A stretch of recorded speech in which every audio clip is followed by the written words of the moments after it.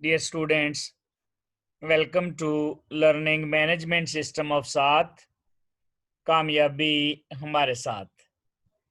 Dear students, आज MD cat chemistry में हम डिस्कस करेंगे एल्डिहाइड्स एंड कीटोन्स।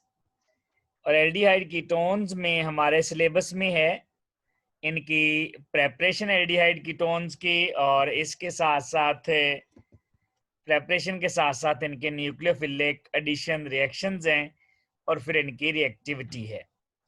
तो सबसे पहले प्रेपरेशन देख लेते हैं। Preparation of methanal formaldehyde. Formaldehyde की जो लेबोरेटरी प्रेपरेशन है और इंडस्ट्रियल प्रेपरेशन दोनों ही मिथाइल अल्कोहल से होती हैं। सिर्फ यहाँ पर कैटलिस्ट का कंडीशन का डिफरेंस है इनकी लेबोरेटरी और इनकी जो इंडस्ट्रियल प्रेपरेशन है। अगर आपको याद हो, हमने अल्कोहल्स में डिस्कस किया था कि जो अल्कोहल्स होती हैं उनकी ऑक्सीडेशन के लिए अल्फा हाइड्रोजन का होना ज़रूरी होता है। तो ये जो मिथाइल अल्कोहल है इसके पास 3 अल्फा हाइड्रोजन हैं। जब ऑक्सीडेशन होगी तो एक हाइड्रोजन ऑक्सीजन वाला और एक हाइड्रोजन यहाँ से अल्फा वाला निकल जाएगा। इसका मतलब है अल्फा जो कार्बन होगा वहाँ पर 2 हाइड्रोजन रह जाएंगे, एक ये वाला हाइड्रोजन होगा अल्फा वाला और एक ये वाला, और जो यहाँ से हाइड्रोजन हो जाएगा वो निकल जाएगा और यहाँ सिर्फ ऑक्सीजन बच जाएगा। यहाँ देखें, अल्कोहल्स में कार्बन और ऑक्सीजन बांड एक होता है, लेकिन एल्डिहाइड में कार्बन ऑक्सीजन बांड 2 होते हैं। तो इसका मतलब है ये ऑक्सीडेशन हो गई है, क्योंकि कार्बन ऑक्सीजन बांड का बढ़ जाना, दिस इज कॉल्ड ऑक्सीडेशन। साथ यहाँ से वाटर मॉलिक्यूल निकल गए हैं। ये reaction in the presence of platinum asbestos 300 degree centigrade, या इसकी बजाय हम कॉपर और सिल्वर भी यूज कर सकते हैं। याद रखिएगा, जितने कार्बन अल्कोहल में होते हैं जब ऑक्सीडेशन होती है तो उतने ही कार्बन एल्डिहाइड में होते हैं, यानी number of carbon atom conserve रहते हैं। अब यहाँ पर वाटर भी बना है साथ और फॉर्मेल्डिहाइड भी बना है। फॉर्मेल्डिहाइड का वाटर में जो सोल्यूशन होता है दैट इज कॉल्ड फॉर्मालिन, और फॉर्मालिन में 40% जो होता है वो फॉर्मेल्डिहाइड होता है और 52% वाटर। बाकी इसमें कुछ मेथानॉल अनरिएक्टेड रह जाता है 8%। तो ये अगर हम अपरेटस को देखें तो ये हमारे पास मिथाइल अल्कोहल है। इधर से हम इसको ऑक्सीजन सप्लाई करते हैं, यहाँ से हीट करते हैं, ये हीट करने से यहाँ पर पहुँच जाता है जहाँ पर प्लेटिनम एस्बेस्टोस मौजूद है। तो ये ऑक्सीडाइज होकर, क्योंकि जो प्लेटिनम कैटलिस्ट है, हाइड्रोजन इसकी सरफेस पे एड्जॉर्ब हो जाता है और हाइड्रोजन यहाँ से निकल जाता है, और जो फॉर्मेल्डिहाइड बचता है वो यहाँ पहुँच जाता है। लेकिन कुछ 8% के करीब अनरिएक्टेड मेथानॉल भी यहाँ पर पहुँच जाती है, प्लस वाटर बन जाता है। तो ये हमारे पास फार्मालिन का सोल्यूशन आ जाता है। अब फार्मालिन के सोल्यूशन में क्या क्या होता है? 40% फॉर्मेल्डिहाइड, 8% मिथाइल अल्कोहल जो अनरिएक्टेड है, और 52% यहाँ पर वाटर है।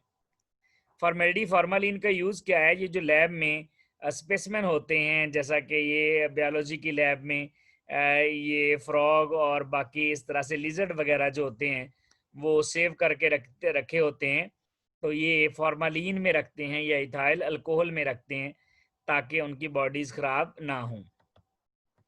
नेक्स्ट है इसकी जो इंडस्ट्रियल प्रेपरेशन है, तो वही सारा कुछ वही है। मिथाइल अल्कोहल है, ऑक्सीजन है, फॉर्मेल्डिहाइड है, वाटर है। सिर्फ और सिर्फ कंडीशन का फ़र्क है। यहाँ पर कैटलिस्ट आयरन ऑक्साइड या मोलिब्डेनम ऑक्साइड यूज़ करते हैं, या फिर यहाँ पर सिल्वर भी यूज़ हो सकता है। नेक्स्ट है हमारे पास प्रेपरेशन ऑफ एथानल, ये इथाइल अल्कोहल से। सेम यहाँ पर भी इथाइल अल्कोहल की जो ऑक्सीडेशन है, इथाइल अल्कोहल के लिए भी आपके पास अल्फा हाइड्रोजन होना चाहिए, ये अल्फा हाइड्रोजन, और एक ये वाला हाइड्रोजन निकलेगा। तो यहाँ पर ये बन जाएगा CH3CHO, यानी ये एसिटल्डिहाइड बन गया। ये वाले हमारे पास रीजेंट यूज करेंगे। याद रखिएगा ये कैटलिस्ट नहीं है, दिस इज रीजेंट। रिएक्शन कैसे होता है? रिएक्शन में इथाइल अल्कोहल और सोडियम जो डाइक्रोमेट है, अगर हम अपरेटस देख लें, ये देखें यहाँ पर ये हमारे पास इथाइल अल्कोहल और सोडियम डाइक्रोमेट का सोल्यूशन है। यहाँ थिसल फनल के जरिए फ्लास्क में भेजते हैं, फ्लास्क में सल्फ्यूरिक एसिड है। जब हीट करते हैं तो सोडियम डाइक्रोमेट सल्फ्यूरिक एसिड से मिलता है और दोनों के मिलने के नतीजे में, रिएक्शन के नतीजे में नेसेंट ऑक्सीजन बनती है। ये जो नेसेंट ऑक्सीजन है ये इथाइल अल्कोहल को ऑक्सीडाइज करवा के एथेनॉल में चेंज कर देती है। इस एथेनॉल या एसिटल्डिहाइड को यहाँ से फौरन निकालना ज़रूरी है। क्यों? क्योंकि ये बड़ा स्ट्रॉन्ग ऑक्सीडाइजिंग एजेंट है। Na2Cr2O7 और सल्फ्यूरिक एसिड का मिक्सचर अगर नहीं निकालेंगे तो फिर ये क्या करेगा, इसको फौरन एसिटल्डिहाइड को कार्बोक्सिलिक एसिड में चेंज कर देगा। तो इसलिए हम क्या करते हैं, जो ही एसिटल्डिहाइड बनता है उसको यहाँ से कंडेंस करवाकर हम सेपरेट कर लेते हैं। नेक्स्ट है एथेनॉल की प्रेपरेशन का एक और तरीका, dry distillation of calcium formate and calcium acetate. यहाँ से जब इनको हीट करते हैं तो एक तो निकलता है कैल्शियम कार्बोनेट, यहाँ से भी निकल जाएगा कैल्शियम कार्बोनेट, और फिर एक का जो कार्बोनिल वाला पार्ट है, कार्बोनिल वाला पार्ट वो दूसरे के नॉन कार्बोनिल वाले पार्ट से, जैसे ये कार्बोनिल वाला पार्ट है इसका, तो दूसरे का नॉन कार्बोनिल वाला हाइड्रोजन है, तो ये एसिटल्डिहाइड बन जाएगा यहाँ पर। इसी तरह इसका कार्बोनिल वाला पार्ट है और इसका नॉन कार्बोनिल वाला, तो ये एक और एसिटल्डिहाइड का मोल, 2 मोल बन जाएंगे। ये रिएक्शन इतना इम्पोर्टेंट नहीं है क्योंकि इसमें बहुत ज़्यादा साइड प्रोडक्ट बनने के भी चांस होते हैं। साइड प्रोडक्ट इस तरह कि ये हो सकता है, ये जो है ये वाला मिथाइल इसी के साथ मिल जाए अपने ही दूसरे, जो इसी का दूसरा एंड है, तो ये एसीटोन बन जाएगा। इसी तरह मिथाइल अगर मिथाइल से मिल जाए तो इथेन बन जाएगा, एसीटाइल एसीटाइल से मिल जाए डाई एसीटाइल बन जाएगा। इसी तरह यहाँ पर ये मिथाइल और हाइड्रोजन भी मिल सकते हैं तो मीथेन बन जाएगा। तो इस रिएक्शन में बहुत ज़्यादा साइड जो प्रोडक्ट्स बनते हैं, इसी वजह से रिएक्शन की इतनी ज़्यादा इम्पोर्टेंस नहीं है। जो इसकी इंडस्ट्रियल प्रेपरेशन है एथेनॉल की, वो इथीन की ऑक्सीडेशन से करते हैं। इथीन जो है इसकी ऑक्सीडेशन से एसिटल्डिहाइड बन जाता है। यहाँ पर हमारे पास ऑक्सीजन है, ऑक्सीडाइजिंग एजेंट का काम कर रहा है। वाटर ऐड करेंगे साथ, पैलेडियम क्लोराइड यहाँ पर कैटलिस्ट है और क्यूपरक क्लोराइड यहाँ पर प्रमोटर या एक्टिवेटर है। प्रमोटर या एक्टिवेटर क्या होते हैं? जो कैटलिस्ट फॉर कैटलिस्ट हैं, यानी जो कैटलिस्ट की एफिशिएंसी को भी ज़्यादा कर देते हैं, वो हमारे पास एक्टिवेटर या प्रमोटर, उनको हम कैटलिस्ट ऑफ कैटलिस्ट भी कह सकते हैं, या हम कह सकते हैं एक्टिवेशन ऑफ कैटलिस्ट हुई है यहाँ पर। अगर हम ऑक्सीडेशन स्टेट देखें, ऑक्सीडेशन हुई है यहाँ पर, तो यहाँ पर कार्बन की ऑक्सीडेशन स्टेट -2 है क्योंकि 2 हाइड्रोजन लगे हुए हैं। तो यहाँ पर ये ऑक्सीजन की -2 है, हाइड्रोजन की +1 है, तो ओवरऑल 0 करने के लिए इसकी भी +1 आ जाएगी। तो देखें -2 से ऑक्सीडेशन स्टेट +1 हो गई है, इसका मतलब है इथीन की ऑक्सीडेशन से एसिटल्डिहाइड बन गया है। नेक्स्ट है ड्राई डिस्टिलेशन ऑफ कीटोन। बनाने के लिए dry distillation of calcium acetate करते हैं हम। ये भी बड़ा सिंपल रिएक्शन है। यहाँ पर ये कैल्शियम कार्बोनेट निकल जाएगा और बाकी यहाँ पर देखें एसीटोन बन जाएगा। इसमें साइड प्रोडक्ट बनने के चांस कम होते हैं, अगरचे बन सकते हैं। ये मिथाइल मिथाइल से मिल जाएगा और यही ग्रुप अपने ही दूसरे ग्रुप से मिल जाए, लेकिन जो लास्ट रिएक्शन हमने पढ़ा था उससे कम बनते हैं क्योंकि वहाँ पर पहले ही कैल्शियम एसीटेट और कैल्शियम फॉर्मेट का हम मिक्सचर यूज़ कर रहे थे। इसके अलावा अगर आपको याद हो, आइसोब्यूटा, ये जो हमारे पास आइसोप्रोपाइल अल्कोहल है, इसकी ऑक्सीडेशन से भी चैप्टर नंबर 11 में हमने कीटोन बनाया हुआ है। इसकी जब ऑक्सीडेशन करते हैं आइसोप्रोपाइल अल्कोहल, ये सेकेंडरी अल्कोहल है, तो तब भी कीटोन बन जाता है with same number of carbon atoms. इसके साथ साथ चैप्टर नंबर 8 में प्रोपाइन जो है उसमें वाटर ऐड करने से भी कीटोन बन जाता है in the presence of sulphuric acid and mercuric sulphate. तो ये 2 और तरीके हैं जिनमें हमारे पास जो है वो एसीटोन बन जाता है एक अल्कोहल से, और नंबर 2 पे हमारे पास ये बन जाता है अल्कोहल के साथ साथ अल्काइन से भी। नेक्स्ट है रिएक्टिविटी। रिएक्टिविटी में हमारे पास ये जो कार्बोनिल ग्रुप है, कार्बोनिल ग्रुप पोलर है, ऑक्सीजन की इलेक्ट्रोनेगेटिविटी ज़्यादा है और कार्बन की कम है। ऑक्सीजन पर पार्शियल नेगेटिव आएगा, कार्बन पर पार्शियल पॉजिटिव चार्ज आएगा। इसका मतलब है कार्बन इलेक्ट्रोफिलिक है और ऑक्सीजन न्यूक्लियोफिलिक है। ये इलेक्ट्रोफिलिक है तो यहाँ पर न्यूक्लियोफाइल अटैक कर सकता है, ये न्यूक्लियोफिलिक है तो यहाँ पर इलेक्ट्रोफाइल अटैक कर सकता है। अगर हम कार्बोनिल की, यहाँ पर कार्बन की हाइब्रिडाइजेशन देखें तो सब में एल्डिहाइड कीटोन में कार्बोनिल जो कार्बन है उसकी हाइब्रिडाइजेशन sp2 ही होती है। अब अगर रिएक्टिविटी का ऑर्डर चेक किया जाए तो सबसे रिएक्टिव कार्बोनिल कंपाउंड्स में फॉर्मेल्डिहाइड है, न्यूक्लियोफिलिक एडिशन रिएक्शन की अगर बात की जाए जिनमें न्यूक्लियोफाइल ऐड होता है, क्योंकि हमारे सिलेबस में सिर्फ न्यूक्लियोफिलिक एडिशन रिएक्शंस हैं, तो सबसे रिएक्टिव फॉर्मेल्डिहाइड है और लीस्ट रिएक्टिव जो हैं वो कीटोन्स हैं। Aldehydes are more reactive than ketones. वजह क्या है? जो कीटोन्स होते हैं उनमें स्टेरिक हिंड्रेंस बढ़ती चली जाती है और स्टेरिक हिंड्रेंस बढ़ जाएगी तो यहाँ पर न्यूक्लियोफाइल का अटैक होना मुश्किल होता जाएगा। और नंबर 2 पे ये जो इलेक्ट्रॉन डोनेटिंग ग्रुप है इनका इंडक्टिव इफेक्ट पॉजिटिव है, ये इलेक्ट्रॉन दे देते हैं इस कार्बन को, जिसकी वजह से कार्बन पर पॉजिटिव चार्ज भी कम हो जाता है। तो एक तो जो कीटोन्स का कार्बोनिल कार्बन होता है वो इतना इलेक्ट्रोफिलिक नहीं होता due to the electron donating group. चूंकि इलेक्ट्रोफिलिक नहीं होता तो यहाँ पर न्यूक्लियोफाइल का अटैक भी इतना फेवरेबल नहीं होता। और दूसरा, बड़े ग्रुप जो हैं वो स्टेरिक हिंड्रेंस भी ऑफर करते हैं, वो स्पेस प्रोवाइड नहीं करते आने वाले न्यूक्लियोफाइल के लिए इस कार्बन पर। लेकिन अगर हम फॉर्मेल्डिहाइड में देखेंगे तो इलेक्ट्रॉन डोनेटिंग ग्रुप नहीं लगा हुआ, कार्बन है ही नहीं कार्बोनिल के साथ, तो इस कार्बन पर काफ़ी ज़्यादा पॉजिटिव चार्ज है, जिसकी वजह से यहाँ पर न्यूक्लियोफाइल एक तो आराम से अटैक कर सकता है, दूसरा चूंकि दोनों हाइड्रोजन लगे हुए हैं, हाइड्रोजन दोनों ही छोटे ग्रुप हैं, तो ये स्टेरिक हिंड्रेंस ऑफर नहीं करते, जिसकी वजह से फॉर्मेल्डिहाइड सबसे रिएक्टिव कार्बोनिल कंपाउंड है। तो सबसे रिएक्टिव फॉर्मेल्डिहाइड, उसके बाद दूसरे एल्डिहाइड और लास्ट में कीटोन्स आ जाएंगे रिएक्टिविटी ऑर्डर में। अब है base catalysed addition reaction. Base catalysed addition reaction 3 step में होते हैं। सबसे पहले तो स्ट्रॉन्ग न्यूक्लियोफाइल जनरेट करवाते हैं।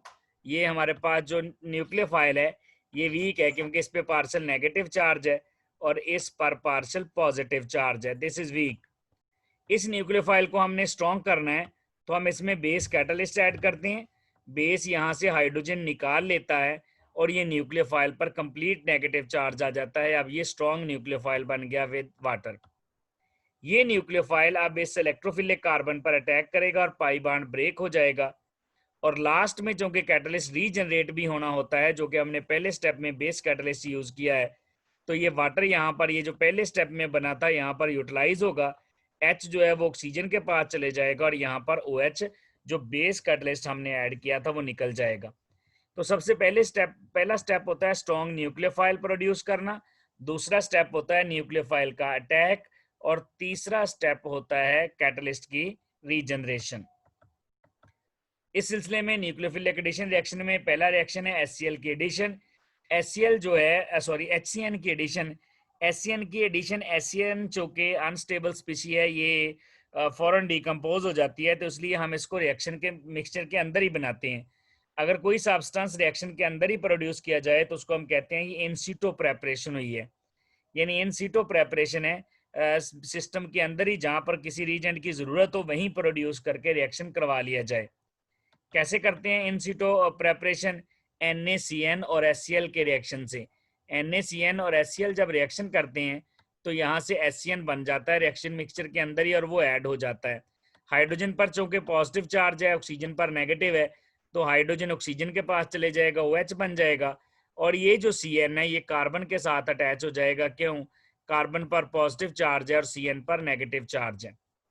अब यहाँ पर कार्बोनिल की हाइब्रिडाइजेशन sp2 है, ट्राइगोनल प्लेनर ज्योमेट्री है, यहाँ पर sp3 हो गई है टेट्राहेड्रल ज्योमेट्री, और यहाँ पर दो फंक्शनल ग्रुप आ गए हैं, एक सियानो और दूसरा हाइड्रीन। ये रिएक्शन सारे एल्डिहाइड कीटोन दे देते हैं। यहाँ पर एसिटल्डिहाइड में देखें अगर, तो हाइड्रोजन ऑक्सीजन के पास चले जाएगा और जो सायानाइड है वो कार्बन के पास, तो ये एसिटल्डिहाइड सियानोहाइड्रीन बन गया।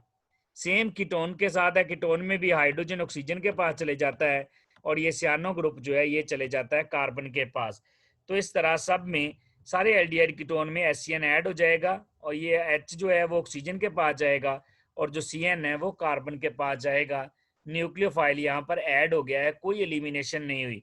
HCN, एक हाइड्रोजन भी ऐड हो गया और एक CN भी ऐड हो गया, यहाँ पर रिएक्शन से कुछ नहीं निकला, तो इसी वजह से हम इसको कहते हैं this is nucleophilic addition reaction. अब जो हमारे पास प्रोडक्ट बनेगा सियानोहाइड्रीन, जैसा कि एसिटल्डिहाइड का है, तो हम इसका हाइड्रोलिसिस करके जो CN ग्रुप है उसको COOH में बदल लेते हैं। जो CN ग्रुप है हमारे पास, CN ग्रुप अगर आपको याद हो, मैंने कार्बोक्सिलिक एसिड वाले लेक्चर में बताया था कि इसमें कार्बन और नाइट्रोजन के 3 बाड हैं। तो जब इसका पार्शियल हाइड्रोलिसिस करते हैं तो C डबल बाड O और ये बन जाता है NH2। यानी हमारे पास जो ये है ये जो है कार्बन नाइट्रोजन के 3 बांड से एक बांड रह जाएगा, यानी कंप्लीट अभी तक नाइट्रोजन के सारे बांड ब्रेक नहीं हुए। दिस इज पार्शियल हाइड्रोलिसिस, और पार्शियल हाइड्रोलिसिस से अमाइड बनता है। लेकिन अगर ये नाइट्रोजन बिल्कुल सेपरेट हो जाए तो हम कहेंगे दिस इज कंप्लीट हाइड्रोलिसिस, और नाइट्रोजन जब सेपरेट होगा तो उसकी जगह पर OH ग्रुप आके हमारे पास CN जो है ये COOH में बदल जाएगा, यहाँ पर कार्बोक्सिलिक एसिड बन जाएगा। तो CnCOOH में बदल गया, ये वाला कार्बन अल्फा है, तो हम इसको कह सकते हैं अल्फा हाइड्रोक्सी एसिड बन गया। अगर IUPAC नॉमेनक्लेचर देखें तो फिर हम यहाँ नंबरिंग कार्बोक्सिलिक एसिड से स्टार्ट करेंगे 1 2, तो ये 2 हाइड्रोक्सी प्रोपानोइक एसिड बन गया, जिसको हम कॉमनली लैक्टिक एसिड भी कहते हैं। तो एल्डिहाइड जिससे हमने स्टार्ट किया था उसमें 2 कार्बन थे, लैक्टिक एसिड में 3 कार्बन है। तो यही इस रिएक्शन की इंपॉर्टेंस है कि इसमें कार्बन नंबर ज्यादा हो जाते हैं जो एसिड बनता है। एल्डिहाइड से उसमें 1 कार्बन पहले से ज्यादा होता है। एल्डिहाइड में 2 होंगे कीटोन में या एल्डिहाइड में, और कीटोन में अगर 3 होंगे तो इसमें 4 हो जाएंगे। एल्डिहाइड में 2 होंगे तो 3 हो जाएंगे, 3 होंगे तो 4 हो जाएंगे। कीटोन में मिनिमम 3 ही होते हैं, कार्बन तो 3 होंगे 4 हो जाएंगे, 4 होंगे तो उसमें 5 हो जाएंगे, यानी 1 कार्बन यहाँ पर बढ़ जाएगा। अब इसका मैकेनिज्म क्या है रिएक्शन का? सबसे पहले तो वही स्टेप है, स्ट्रॉन्ग न्यूक्लियोफाइल जनरेट करवाना है। तो यहाँ पर CN न्यूक्लियोफाइल बन गया, फिर CN यहाँ पर बिल्कुल जैसे जनरल मैकेनिज्म था अटैक करेगा, और ये CN अटैच हो गया। पहले स्टेप में जो वाटर बना है उससे ये H ले लेगा और बेस कैटलिस्ट यहाँ पर रीजनरेट हो जाएगा। तो ये स्टेप वही है जो हमने जनरल मैकेनिज्म में पढ़े थे, सिर्फ यहाँ पर फर्क क्या आया, वहाँ हमारे पास था NU यानी न्यूक्लियोफाइल था, यहाँ हमारे पास CN आ गया, बाकी कोई भी चेंज नहीं आई है। ये था न्यूक्लियोफिलिक एडिशन रिएक्शन जिसमें हमने SCN ऐड किया है। इसी तरह अगर ग्रिग्नार रीजेंट की एडिशन देखें तो ग्रिग्नार रीजेंट को जो कार्बन है वो भी न्यूक्लियोफिलिक है।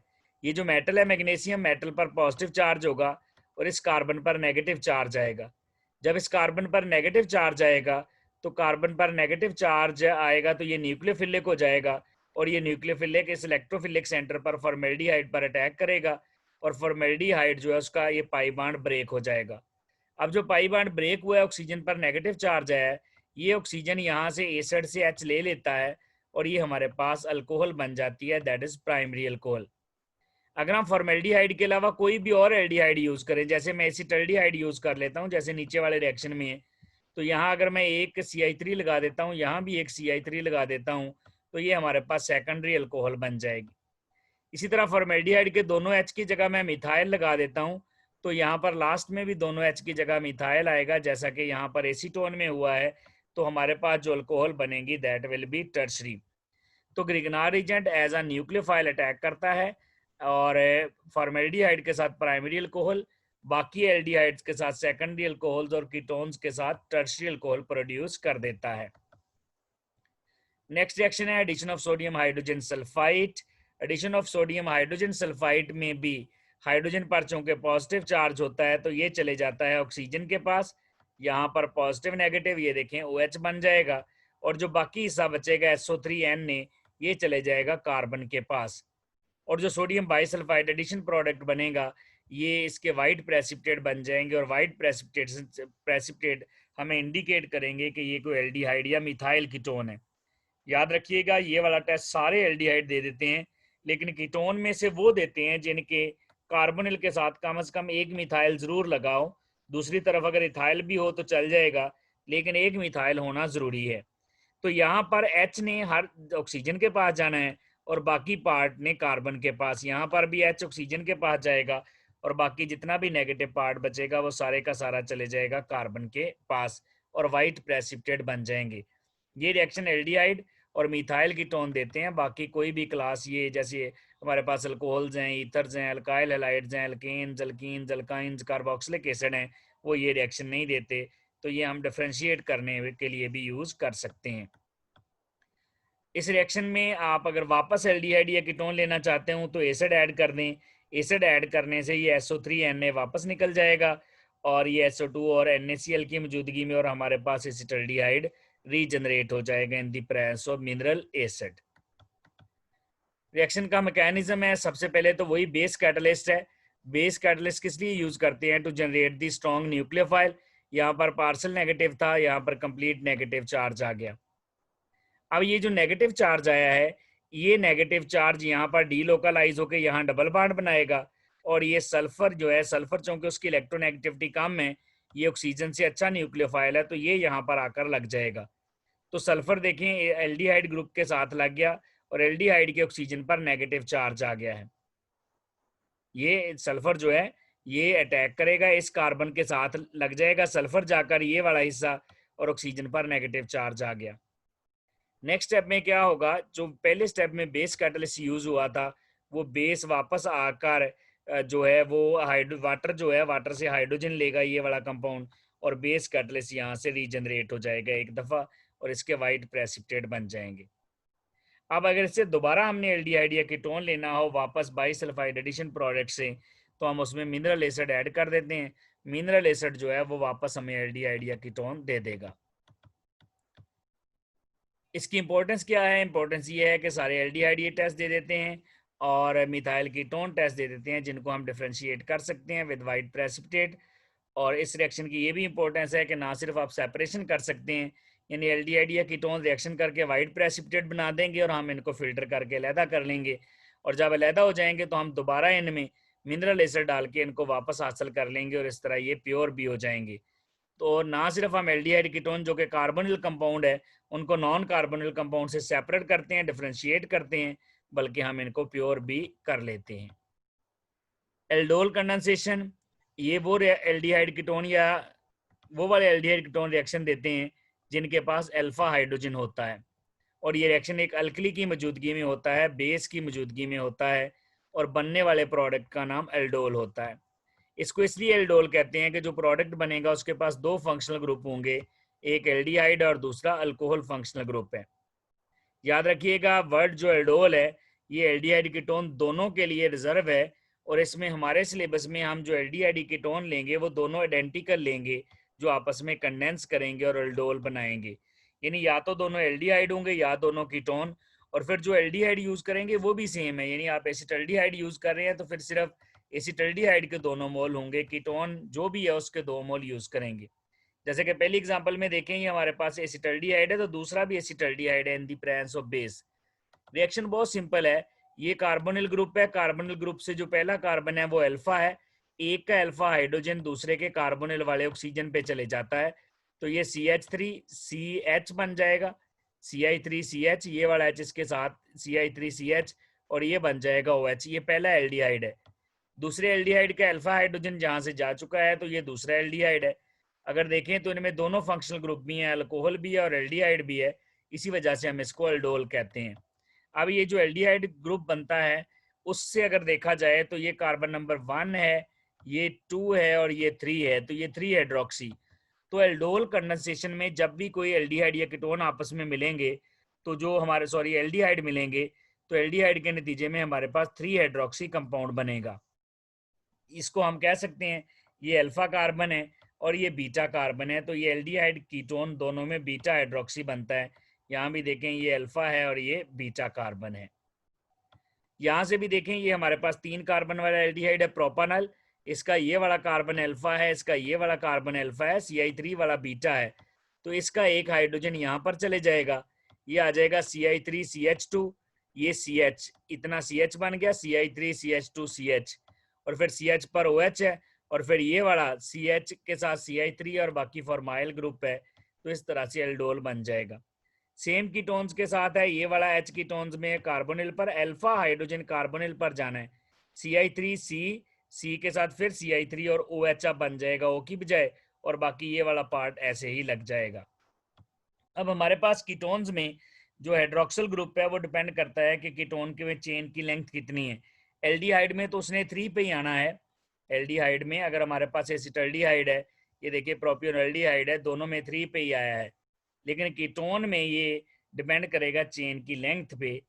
लेकिन अगर हम कार्बोनिल से उसकी अल्फा बीटा पोजीशन चेक करेंगे तो वो रहेगा अल्फा बीटा पे ही, अगरचे नंबरिंग IUPAC वाला जो नोमेनक्लेचर है उसमें उसका नंबर बदल जाएगा, लेकिन वो रहेगा बीटा पोजीशन पर ही कॉमन नेम्स के हवाले से।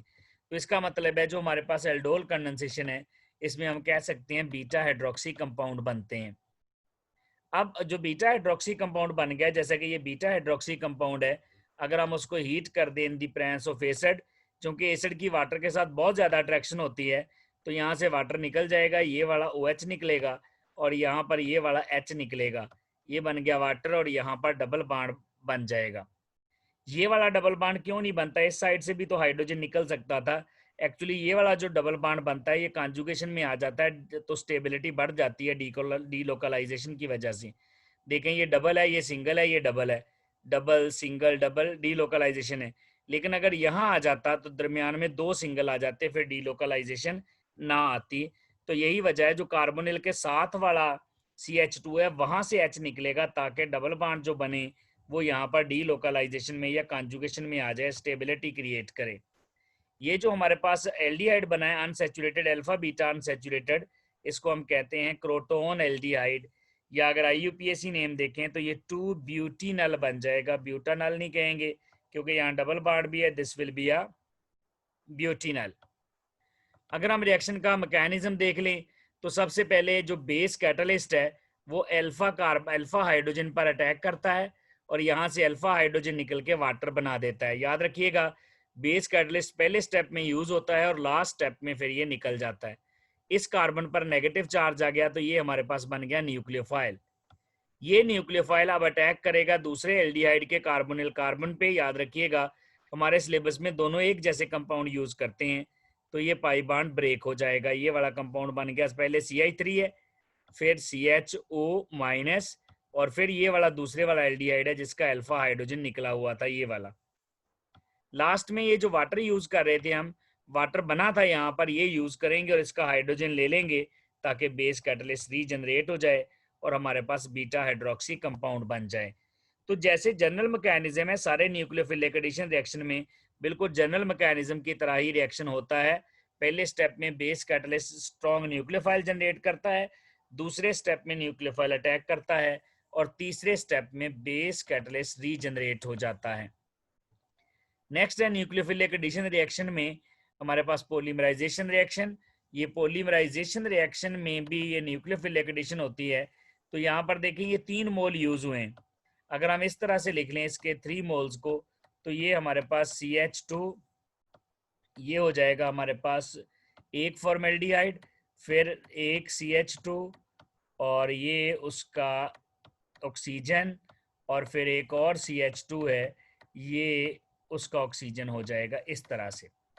तो ये हमारे पास 3 मोल है। मैं यहाँ डबल बॉन्ड लगा देता हूँ, ये एक फॉर्मेल्डिहाइड है, ये दूसरा फॉर्मेल्डिहाइड है, ये तीसरा फॉर्मेल्डिहाइड है। अब ये क्या करते हैं, इनके पाई बाण यहाँ से खत्म हो जाते हैं और जहाँ जहाँ बाण नहीं है वहाँ बाण लग जाते हैं, यानी एक बाण यहाँ लग जाएगा जो खत्म हुआ है, एक इधर लग जाएगा और एक इधर लग जाएगा। इस तरह हमारे पास रिंग बन जाएगी और ये मेटाफॉर्मेल्डिहाइड की रिंग होगी। मेटाफॉर्मेल्डिहाइड और पैराएल्डिहाइड यानी जो एसिटल्डिहाइड से बनता है, इनमें सिर्फ एक जो होता है हाइड्रोजन, उसी का फर्क होता है। इस तरह से ये जो हाइड्रोजन है ये निकल जाएगा और इसकी जगह अगर हम मिथाइल ग्रुप लगा दें तो ये एसिटल्डिहाइड होगा। यहाँ पर भी अगर एक H निकाल के CI3 लगा दें तो ये एसिटल्डिहाइड होगा, और यहाँ पर भी अगर हम CI3 लगा दें तो ये एसिटल्डिहाइड होगा। तो एसिटल्डिहाइड में भी वैसे ही 3 मोल यूज करने हैं और 3 मोल यूज करके वहाँ से पाई बाण खत्म करने हैं और पाई बाण खत्म करके दरमियान में एक सिग्मा बाण लगा के रिंग बना देनी है, जैसे हमने चैप्टर नंबर 8 में एसिटाइलिन में किया था कि 3 मोल एसिटाइलिन के मिलकर बेंजीन बना रहे थे। तो एसिटाइलिन का एक एक बाण कम होकर डबल रह जाता था और जो बाण कम होता था वो बिटवीन 2 कार्बन नया बाण बन जाता था। लास्ट में है addition of alcohols. Aldehyde ketone में जो एडिशन ऑफ अल्कोहल है ये भी एज अ न्यूक्लियोफाइल यहाँ पर अटैक करके ऐड हो जाता है। सिंपली यहाँ पर जो हमारे पास अल्कोहल्स हैं, अल्कोहल्स के 2 मोल हम यूज कर रहे हैं। ये हमारे पास एक अल्कोहल का मोल है, मैं इस तरह से लिख लेता हूँ, बाकी साथ C2H5OH लगा हुआ है। तो ये यहाँ से देखें ये H2O बन गया। जब यहाँ से वाटर मॉलिक्यूल निकलेगा तो इस कार्बन के साथ 2 जो हैं अल्कोहल के ग्रुप लग जाएंगे, कौन से, C2H5O और C2H5O, ये वाले ग्रुप लग जाएंगे यहाँ पर। ये दोनों इथॉक्सी ग्रुप हैं, ये 1,1 डाई इथॉक्सी इथेन बन गया। ये जो हम यहाँ पर HCl यूज करते हैं ये ड्राई HCl है, ये गैसियस HCl है। यहाँ पर वाटर मौजूद नहीं होना चाहिए, अगर वाटर मौजूद होगा तो फिर ये एसीटल फौरन डिकम्पोज होकर वापस रिएक्टेंट में चेंज हो जाएगा। इस रिएक्शन का फायदा क्या है? एक्चुअली ये जो कार्बोनिल कार्बन होता है ये इलेक्ट्रोफिलिक होता है। इस इलेक्ट्रोफिलिक सेंटर पर न्यूक्लियोफाइल अटैक करते हैं। हम चाहते हैं कि यहाँ पर कोई अल्कली OH या कोई बेस यहाँ पर अटैक ना करे, तो हम इसको अटैक से बचाने के लिए क्या करते हैं, इस ग्रुप को प्रोटेक्ट करके ये एथॉक्सी ग्रुप लगा देते हैं। अब ये एथॉक्सी ग्रुप जो होते हैं ये दोनों ही इलेक्ट्रॉन डोनेटिंग है, ये इस कार्बन को इलेक्ट्रॉन डोनेट करके यहाँ पर पॉजिटिव चार्ज कम कर देते हैं, जिसकी वजह से यहाँ पर न्यूक्लियोफाइल का अटैक करना मुश्किल है। दूसरी बात, यहाँ पर स्टेरिक हिंड्रेंस बढ़ा देते हैं, स्पेस भी नहीं देते यहाँ तक न्यूक्लियोफाइल पहुंचे। और तीसरी बात, यहाँ से पाई बांड जो वीक बांड था वो भी खत्म कर देते हैं। तो ये जो हमारा मकसद होता है इस रिएक्शन का, वो हमारा एल्डिहाइड को प्रोटेक्ट करना है अल्कलाइन ऑक्सीडाइजिंग एजेंट से। जब हम किसी भी इसको रिएक्शन में यूज कर लेते हैं, अब हमें ये वाला ग्रुप कार्बोनिल ग्रुप दोबारा चाहिए, तो हम इसमें एसिड डाल देते हैं। जब इसमें एसिड का ड्रॉप ऐड करते हैं तो ये एसिटाल्डिहाइड ग्रुप हमें वापस मिल जाएगा, कार्बोनिल ग्रुप जो प्रोटेक्ट किया था, और एथानॉल निकल जाएंगे। अब ये जो जब दो एथानॉल, अगर तो एथानॉल का एक ही मोल ऐड हो यहाँ पर, तो हम उसको कहते हैं ये हेमी एसिटल है। अगर दोनों ऐड हो जाएं तो हम उसके एसिटल कहते हैं। ये एन एसिटल है, एन एसिटल बन जाता है, that is used to protect the carbonyl group from alkaline oxidizing agents। याद रखिएगा कीटोन्स इन कंडीशन में कीटल्स नहीं बनाते, अगरचे वो कीटल्स बनाते हैं लेकिन हमारे सिलेबस के मुताबिक उनका रिएक्शन इन कंडीशन में नहीं होता। तो हमारे सिलेबस में भी ये रिएक्शन नहीं है, सिर्फ और सिर्फ एल्डिहाइड का है, हम एल्डिहाइड का रिएक्शन ही करेंगे। ये थे हमारे nucleophilic addition reactions dear students. Thank you very much.